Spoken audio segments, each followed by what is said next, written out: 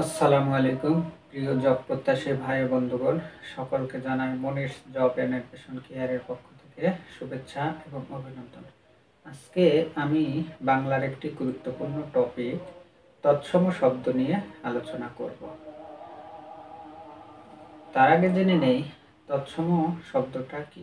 তৎসম শব্দ হচ্ছে তৎ অর্থ তার, সম অর্থ সমান, অর্থাৎ তার সমান বা সংস্কৃতির সমান।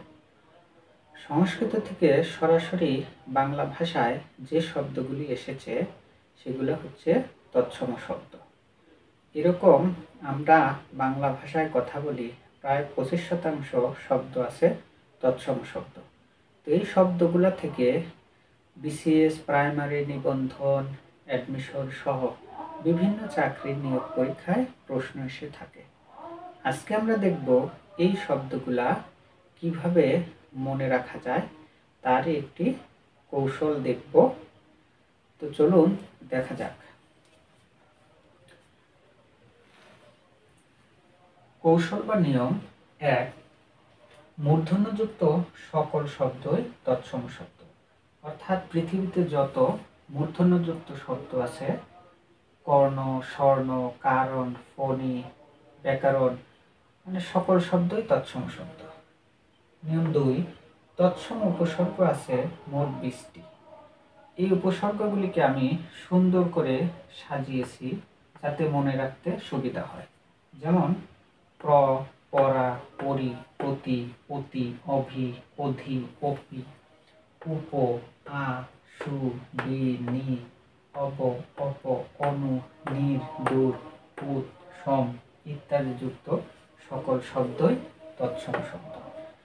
যেমন প্রযোগ হার, প্রহার, পরাযোগ জয়, পরাজয়, অপযোগ মান, অপমান। অর্থাৎ এই 20টি উপসর্গ দিয়ে যত শব্দ আছে সকল শব্দই তৎসম শব্দ হবে। নাম্বার 3, বিসর্গযুক্ত সকল সন্ধিই তৎসম শব্দ। অর্থাৎ বিসর্গযুক্ত যত সন্ধি আছে, যেমন দুস্থ, পরিষ্কার, আবিষ্কার, তিরস্কার, দুর্যোগ, এরকম সকল শব্দই তৎসম শব্দ।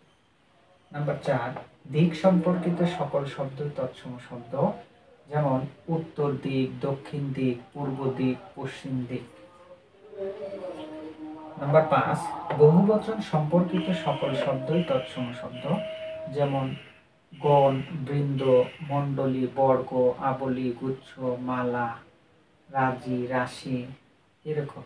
যেমন শিক্ষকগণ, শিক্ষক মণ্ডলীয় হয়, ছাত্র বৃন্দ, মন্ত্রী বর্গ, এইরকম সকল শব্দই তৎসম শব্দ।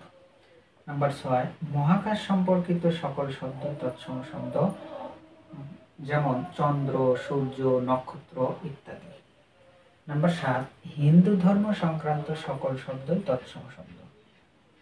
যেমন দুর্গা, পূজা, মন্দির, রাম, রাবণ, সীতা, যেগুলো আমরা হিন্দু ধর্মে ব্যবহার করে থাকি। আশা করি বুঝতে পেরেছেন। যদি ভিডিওটি ভালো লেগে থাকে তাহলে লাইক, কমেন্ট, শেয়ার করবেন এবং এরকম আরও নতুন নতুন ভিডিও পেতে চাইলে চ্যানেলটি সাবস্ক্রাইব করুন। ধন্যবাদ।